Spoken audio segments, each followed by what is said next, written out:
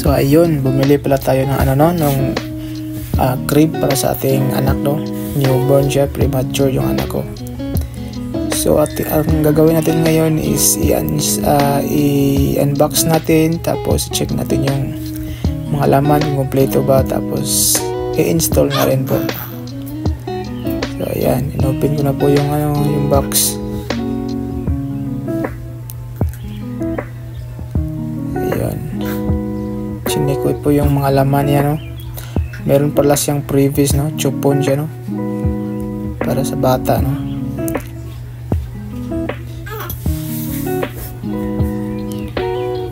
Laglag pa.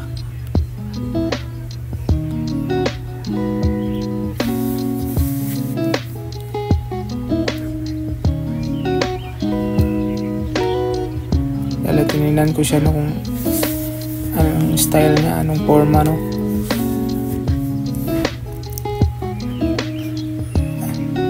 Ito yung tubo ng ng net niya. Diyan mo isa yung net.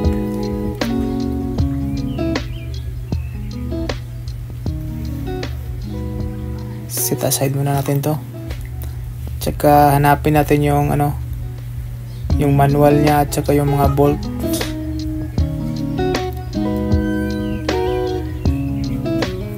So bali nabili lang namin to ng 2,600 kasi may voucher, naka-voucher yung asawa ko. Bali 3,600 po ito lahat. Yun yung kita ko na po yung mga bolt at saka yung manual niya. Bali ang ginawa ko po nito no, chinek ko yung kung kompleto ba siya. Ayun, bali 4 lang siya na kahoy ba. Tapos in-arrange ko muna yung mga bolt para hindi tayo mahirapan sa paghanap. Each bolt kasi is meron siyang pangalan. Dapat yung yung nilagay sa step 1, kung anong bolt ang ilagay mo, yun lang din yung kunin mo no. In-arrange ko muna para hindi tayo smooth yung pag-install natin. So ayun na, arrange na po siya. Bali 18 lang po yung malalaki, tapos may 6 na yung white na bolt. Bali 3 lang siyang klase na bolt. 4 pala, meron kasing yung mga screw.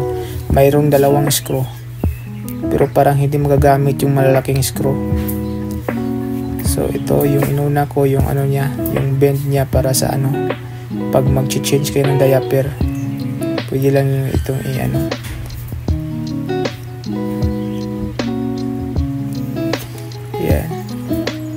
small na screw yung ginagamit ko dito. Tapos yan, tinignan ko muna yung style ng paano siya i-box.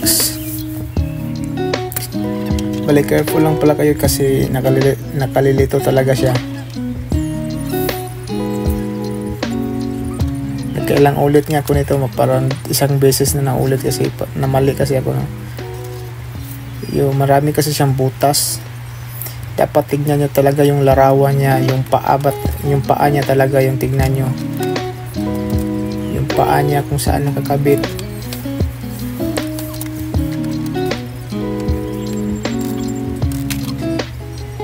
Tapos mahirap nito, ikaw lang isa, walang tagahawak.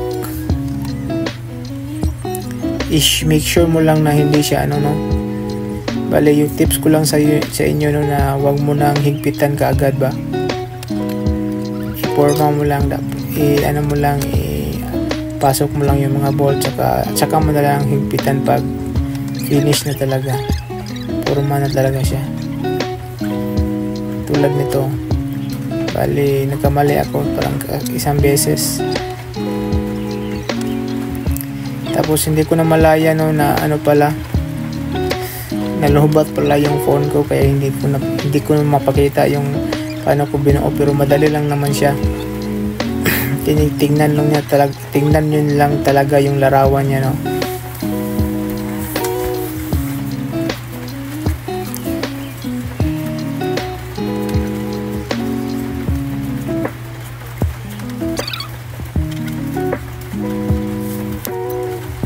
Ito yan.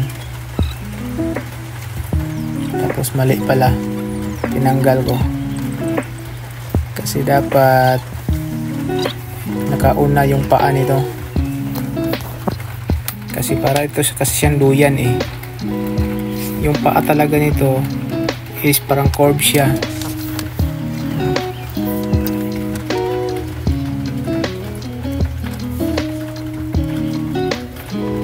Ayan po, naputol po kasi nalubat yung phone ko. So ito na po yun, madali lang naman po.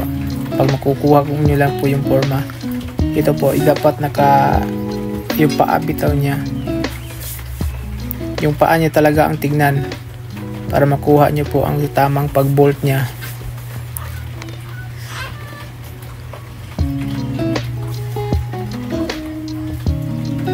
So ito, nilagay ko na rin yun, plug and play lang po ito, yung stopper niya sa storage na bed. Ito, 6 yan siya magkabilaan, ilagay nyo lang po ng 6, tapos ilagay nyo na rin yung bed ng storage. Ito, in-screw ko lang, in-screw nyo lang yan kung dapat hindi siya dapat straight talaga siya. Careful kayo sa pag-screw, dapat straight talaga siya.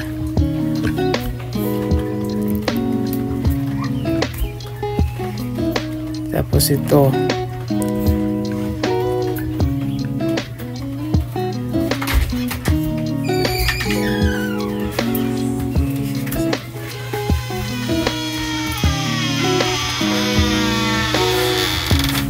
ito na po siya, ang susunod kong gagawin ito, i-install ko yung pangalawang bed niya, sa pangalawang bed may 6 siya na stopper, pero yung binigay niya sa manual 7 talaga yung stopper, pero dapat 6 lang ilagay niyo kasi meron siyang isang bolt na direct siya sa bed. Ito po yun, ipapakita ko sa inyo yung stopper niya. Hindi naman siya mahirap kasi mayroon na siyang butas, bali 7 butas siya, 6 lang na stopper yung ilalagay nyo.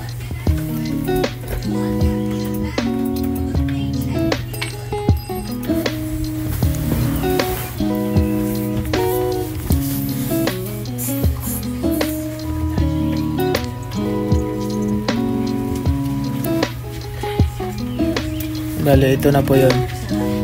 Ito po yung stopper. Chinek ko pero matibay talaga. Matibay talaga siya.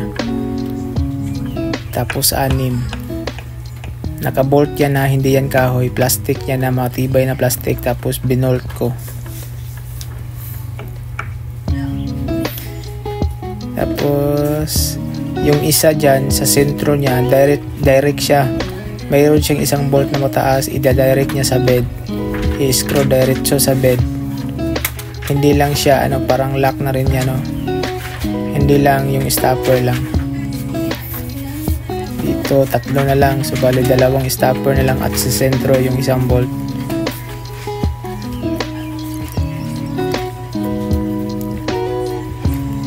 Install ko muna yung lock sa storage,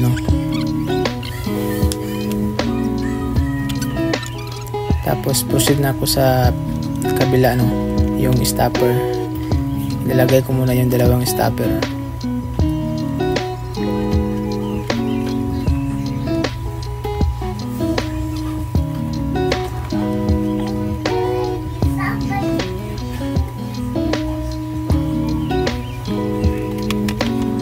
Yun.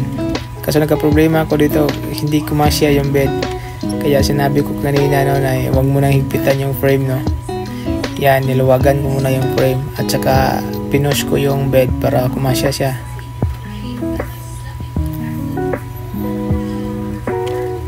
Tapos pinush ko yung bed, ayun, kumasya na.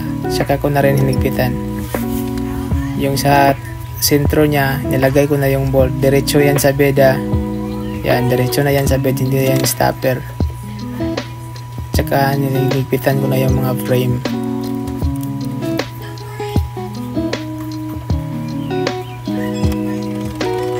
Yan, para siyang duyan-duyan din siya. Kasi naka-curve kasi yung niya. Tapos in-install ko na yung gulong niya,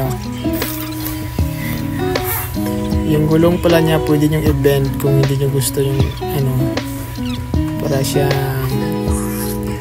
tumatakbo ba.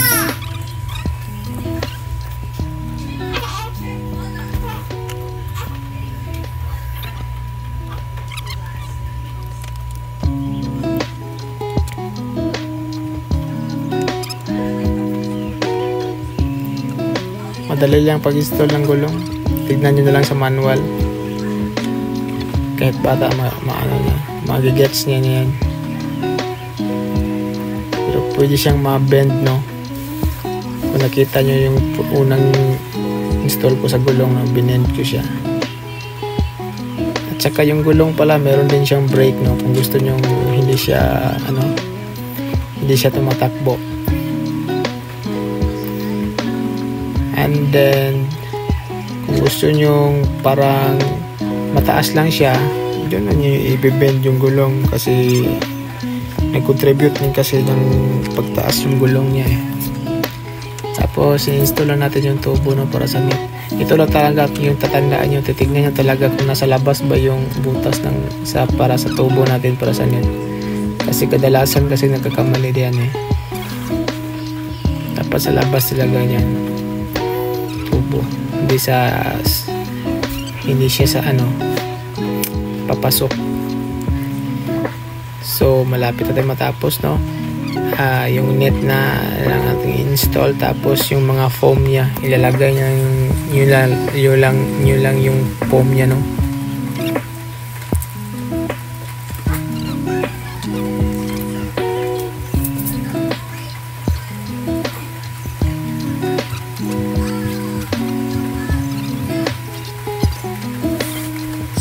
So ayan, ito na yung net para hindi siya mapasukan ng lamok.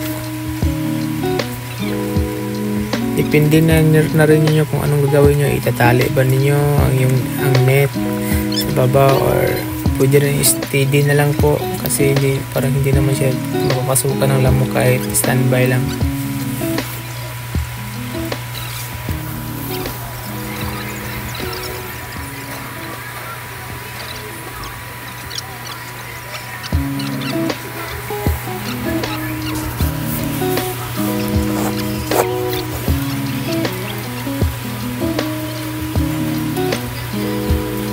Bali, nilagay ko na po yung mga foam niya, no?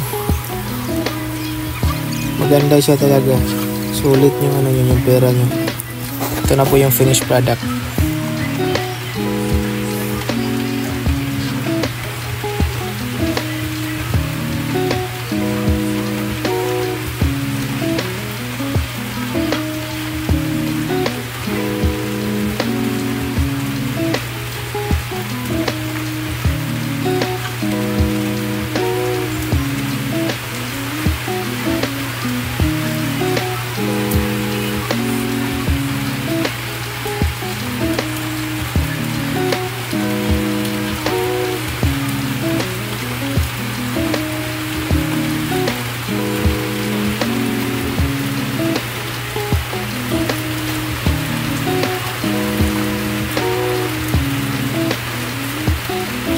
Bali, ito pala yung kung gusto mong magkatabi kayo ng baby mo, no?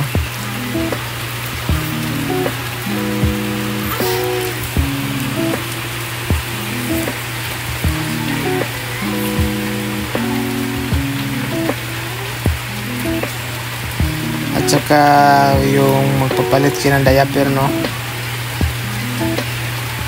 Inopen ko rin yung sa gilid, no? If ever na magpalit ka ng diaper, lumatay si baby dyan, patong nyo lang siya dyan, no? Salamat po.